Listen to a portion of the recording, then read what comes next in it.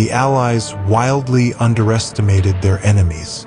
Long called the sick man of Europe, the Ottoman Empire had suffered one military defeat after another in the lead-up to World War I. Its reputation was so bad, in fact, that the British and their main allies, the French, half thought they would cause the government to collapse simply by showing up. With their modern battleships busy fighting Germany, they almost exclusively employed outdated models during the Gallipoli Campaign. They also made little effort to gather intelligence on the opposing Ottoman force. Lacking adequate maps, the steep gully-filled terrain caught them by surprise. And to top it off, most of their troops were inexperienced. The Allies hoped to win with their navy alone. Believing that victory could be achieved without the use of the army, the British and French opened up the Gallipoli Campaign on February 19, 1915, with a long-range naval bombardment. After a bad weather delay of nearly a week, they then knocked out the forts at the mouth of the Dardanelles, the narrow strait separating Europe from Asia that served as the gateway to Constantinople. The next step involved sending minesweepers into the strait to clear the way forward. However, steady howitzer fire from shore prevented them from effectively doing their job.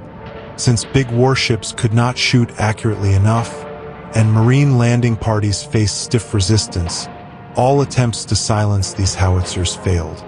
Yet Allied leaders back home enjoined their military commanders to press ahead anyway, and on March 18th they attempted to power their way through the strait with 18 battleships, along with cruisers, destroyers, and numerous other support vessels.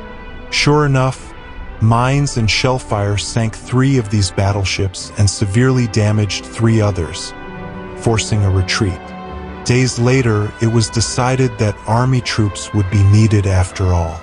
The Allies never made it much past the beach.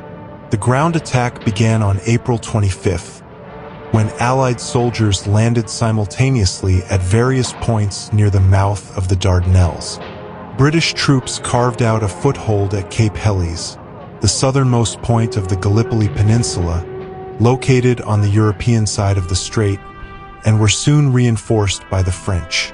But despite several bloody battles, they never managed to advance more than a few miles inland. Not far to the north on the Gallipoli Peninsula, the Australian and New Zealand Army Corps established an even more tenuous foothold, having been stopped in its tracks by future Turkish President Mustafa Kemal Ataturk, then a divisional commander. With both bridgeheads devolving into trench warfare similar to that on the Western Front, the Allies launched a new amphibious assault in early August. This only succeeded, however, at forming a third static foothold. One of the few things that went well for the Allies was the withdrawal. Historians often criticize the Allied generals for acting incompetently throughout the Gallipoli campaign. Yet they did get one thing right. As they gradually evacuated the peninsula in December 1915 and January 1916, they ordered the troops to bring in empty supply boxes, leave up extra tents, light extra cooking fires, continue firing artillery, and even put helmets on sticks to exaggerate their numbers. Such trickery helped prevent the Ottomans from understanding exactly what was happening until it was too late to press their advantage. During the entire evacuation process, they inflicted virtually no casualties, much to the pleasant astonishment of the Allied forces' newly installed top commander, who had estimated losses of 30 to 40%. Submarines played a major role in the campaign. Though Allied troops and surface boats struggled to make any progress at Gallipoli, several submarines succeeded in sneaking through the Dardanelles and into the waters around Constantinople. Attacking merchant vessels, warships, and troop transports alike, they largely prevented the terrified Ottomans from moving men and supplies by sea. One particularly daring British submarine commander, Martin Naismith, destroyed more than 80 enemy craft. He once even fired at soldiers along the shore and landed a saboteur to blow up a railway bridge. The Germans likewise had submarines operating in the area, including one U-boat that sank 2 British battleships in the span of 48 hours. Meanwhile, up in the sky, British seaplanes made history with the first-ever aerial torpedo attacks. Gallipoli almost derailed Winston Churchill's career. As Britain's powerful First Lord of the Admiralty, Winston Churchill masterminded the Gallipoli Campaign and served as its chief public advocate.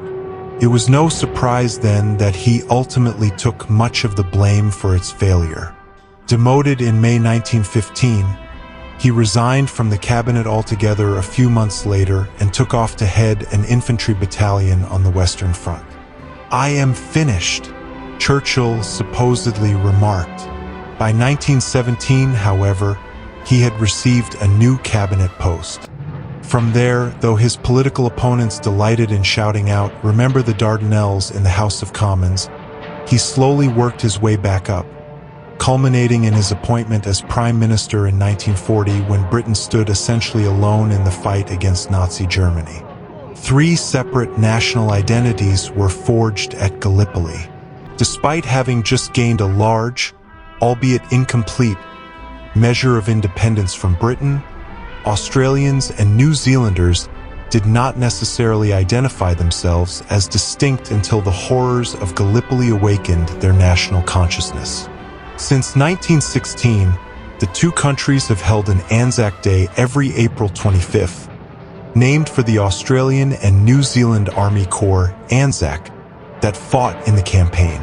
The holiday, somewhat akin to Memorial Day in the United States, commemorates those who have died in war and is celebrated, among other things, with a dawn service, veterans marches, the wearing of red poppies, and the gambling game 2-Up. A heightened sense of nationalism also emerged among the victors at Gallipoli, which Ataturk and his cohorts used to great effect in founding the independent Republic of Turkey out of the ashes of the Ottoman Empire.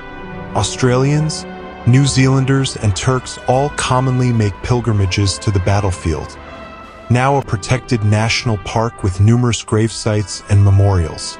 The last Gallipoli survivor made it to the 21st century. Having lied about his age to enlist, 16-year-old Alec Campbell arrived at Gallipoli in October 1915, only to fall ill with a bad case of the mumps. Subsequently discharged as medically unfit, he spent the rest of his life in his native Australia, working at a cattle station and then as a carpenter before getting his economics degree and joining the civil service.